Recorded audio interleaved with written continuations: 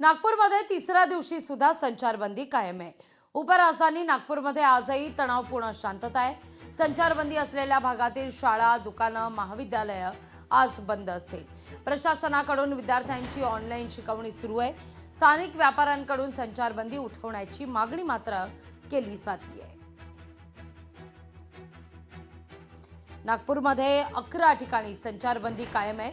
नागपूर वाद प्रकरण आणि या प्रकरणी आता मायनॉरिटी डेमोक्रेटिक पार्टीचा शहर अध्यक्ष फहीम खान हा देखील अटकेत आहे। काल त्याचे 2 व्हिडिओ सुद्धा समोर आलेले होते। त्यामुळे या हिंसाचाराचा नेमका सूत्रधार कोण याचा शोध आता घेतला जातोय।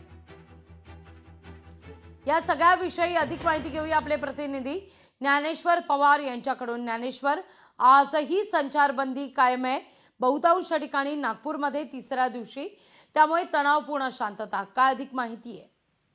अगदीच आपण पाहायला गेलं तर सोमवारी ज्या पद्धतीने जे आहे ते हिंसाचार झाला, त्यानंतर पोलिसांनी एकूणच या सगळ्या घटनेवरती जे आहे ते नियंत्रण मिळवलं।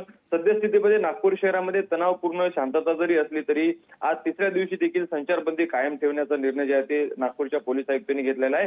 काल त्यांनी वेळोवेळी जे आहे ते प्रत्येक परिसराची पाहणी करून जे आहे ते एकूणच परिस्थितीचा आढावा देखील घेतला आणि आता संचारबंदी कशा पद्धतीने हटवायची, शिथिल करायची या संदर्भात जे आहे ते विचारमंथन देखील झाले। मात्र अद्याप तरी अजून पोलीस आयुक्तांकडून जे आहे ते संचारबंदी उठवण्याचा निर्णय झालेला नाही। मात्र टप्प्याटप्प्याने जे आहे ते संचारबंदी जी आहे ती उठविली जाऊ शकते।